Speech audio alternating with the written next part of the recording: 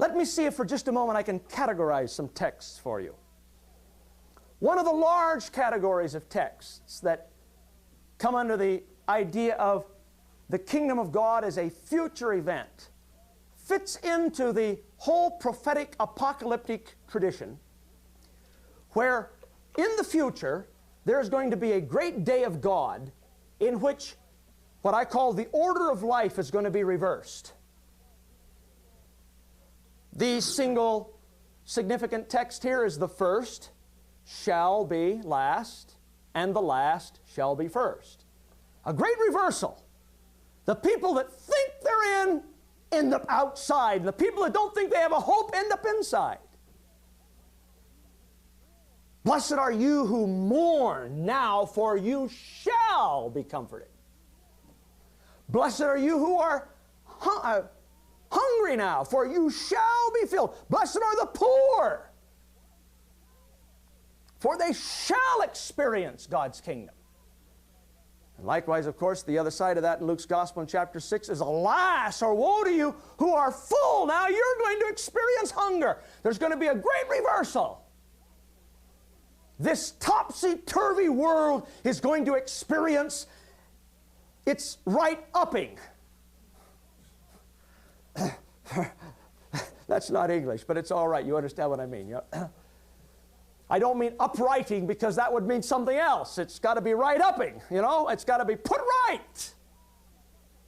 What's wrong has got to be eliminated, and what's right has to come in its place. The first shall be last, the last first. Sometimes this takes expression in the form of the Messianic banquet. They were looking for a great day of feasting. You remember the motif from this morning about eating in the presence of God? They had made this an eschatological hope. They were looking for one great banquet in God's presence forever. They were going to eat at His table.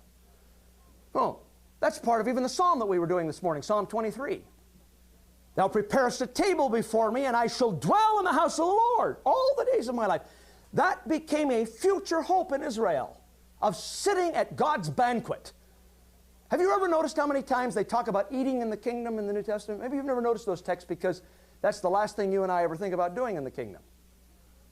Remember, Jesus is teaching one time, and somebody in the crowd blurts out, and think of this. Here's one of the great, and it's a beatitude. It comes out in the form of blessed, you know.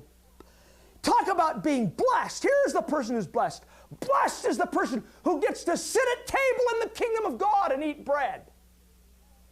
You imagine you doing that in the presence of Jesus? I mean, that is so foreign to our understanding of Jesus of Nazareth that when you read that text, you don't even know it's in the gospel. In fact, I would dare say that not one of you could locate that in the New Testament.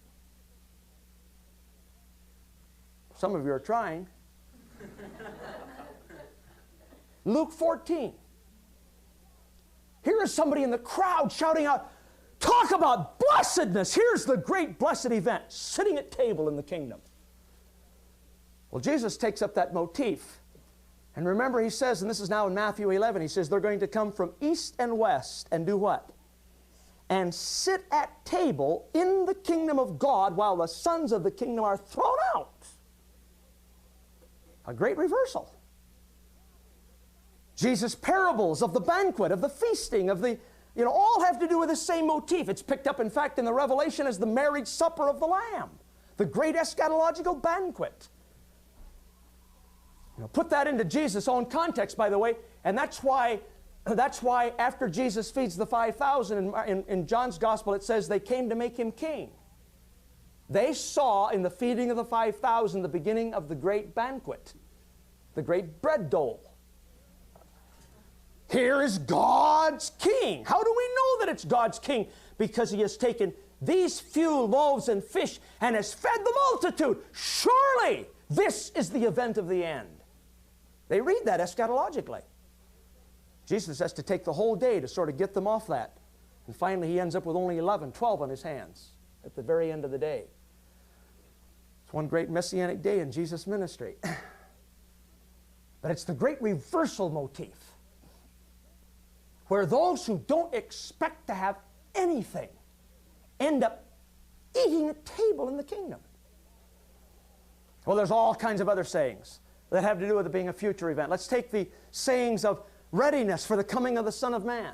You don't know the day nor the hour when the Son of Man comes. Clearly there's an event in the future that he calls the coming of the Son of Man.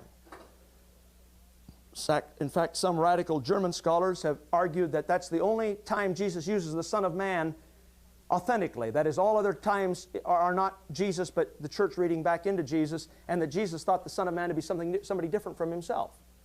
There's going to come a Son of Man in the future. I think that can be easily refuted in a scholarly way, and I'm not going to go into that, but the point is that there's a future coming of a Son of Man, of the Son of Man, with the clouds of heaven.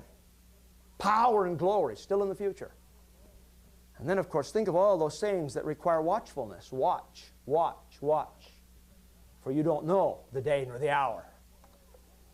Now, all of those sayings are sayings that have to do with the fact that for Jesus himself, the kingdom of God is still a future event.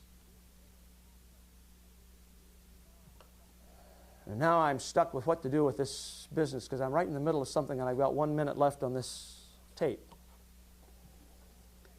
Because what we need to say next that we'll not be able to elaborate on, but I've got to bring them together, and we'll start with this tomorrow night, is that just as surely as we have all these things, and by the way, in my course in Jesus, I take 1 full hour to make this point, that for Jesus the kingdom was still a future event. And all I do is go through text and show how text after text after text shows that for Jesus himself it was still a future event.